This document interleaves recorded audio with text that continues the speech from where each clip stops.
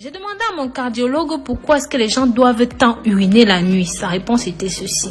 Quand vous êtes debout ou assis, la force de gravité retient l'eau dans les parties inférieures de votre corps. C'est la raison pour laquelle les jambes peuvent enfler. Quand vous êtes couché, les parties inférieures de votre corps cherchent un équilibre avec les reins. Alors, les reins vont éliminer l'eau et les déchets. C'est à ce moment que c'est plus facile pour eux de le faire. L'eau est essentielle pour éliminer les déchets de votre corps, sachez-le. J'ai donc demandé à ce cardiologue quel est le moment le plus favorable pour boire de l'eau. Il m'a répondu ceci. Boire de l'eau à des moments bien définis, ceci va maximiser l'efficacité de cette eau dans votre corps. 2 verres d'eau juste après le réveil active les organes internes. Un verre d'eau 30 minutes avant chaque repas améliore la digestion. Un verre d'eau avant de prendre votre bain ou même votre douche diminue votre pression artérielle.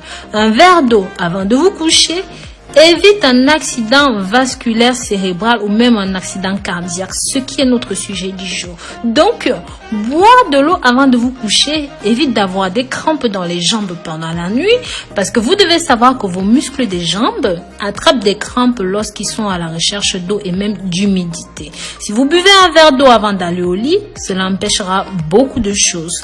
Mes amours, je vous invite à partager ceci pour que ça touche un maximum de personnes. Ça peut grandement sauver la vie. Au lieu de partager des informations inutiles, partagez ceci. Vous pouvez être sans même le savoir un futur sauveteur de quelqu'un.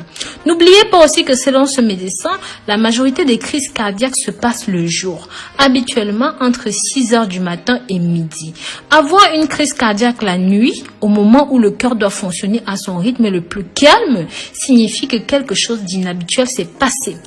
Des études faites par des professionnels de la santé dans ce domaine ont démontré que l'apnée du sommeil, le ronflement sont aussi à blâmer dans ce contexte-là. Si vous prenez une aspirine tous les jours, le mieux est de prendre cela le soir parce que l'aspirine a une durée de vie de 24 heures. Donc, si la plupart des crises cardiaques se produisent dans les premières heures de la matinée, l'aspirine serait plus concentrée dans votre système circulatoire et pourront grandement vous aider, et ceci même à votre insu. Vous devriez toujours avoir de l'aspirine à vos côtés, à côté de votre lit, votre table de chevet, tout ça. Ceci pour la simple raison que si par hasard, et que je ne vous le souhaite pas, vous êtes victime d'une attaque, il suffira alors simplement de dissoudre immédiatement 2 aspirines dans la bouche et d'avaler avec un petit peu d'eau. Il y a d'autres symptômes d'attaque cardiaque, en plus de la douleur à la poitrine, dans le bras. Vous devez aussi prendre en compte des douleurs intenses à la mâchoire droite ou dans le cou, ainsi que les nausées et parfois beaucoup de transpiration. Mais sachez que ces symptômes peuvent aussi arriver fréquemment et parfois pas tous les mêmes et même pas tous en même temps. Mes amours, je vous recommande de regarder cette vidéo jusqu'au bout. Ici, je vais vous présenter tous les symptômes qui devraient vous alerter. La plupart des gens, environ 60% des personnes qui ont eu une crise cardiaque pendant le sommeil, ils ne se sont pas réveillés. Cependant, si cela se produit avec une douleur dans la poitrine, cela peut vous réveiller et même si vous dormiez dans un sommeil profond, cela peut arriver. N'hésitez donc pas à appeler un voisin ou un membre de la famille qui est à proximité. Prévenez aussi les secours pour savoir quelle est la procédure à suivre. Ensuite, ayez le réflexe d'ouvrir la porte d'entrée de votre maison et de vous asseoir sur une chaise près de la porte d'entrée pour respirer le maximum d'air frais. Puis, attendez qu'ils viennent à votre aide. Mais s'il vous plaît, ne vous allongez pas, ça pourrait causer votre perte, d'accord? Partagez ceci, mes amours. Partagez pour que ça touche un maximum de personnes. C'est simplement susceptible de sauver des vies. Maintenant, je vais vous donner quelques conseils pour diminuer les risques d'attaque. Vous pouvez réduire vos risques de subir une crise cardiaque ou même encore une attaque cérébrale en étant actif, en faisant de l'exercice tous les jours. Par exemple, une promenade de 30 minutes quotidiennes peuvent aider à diminuer les risques.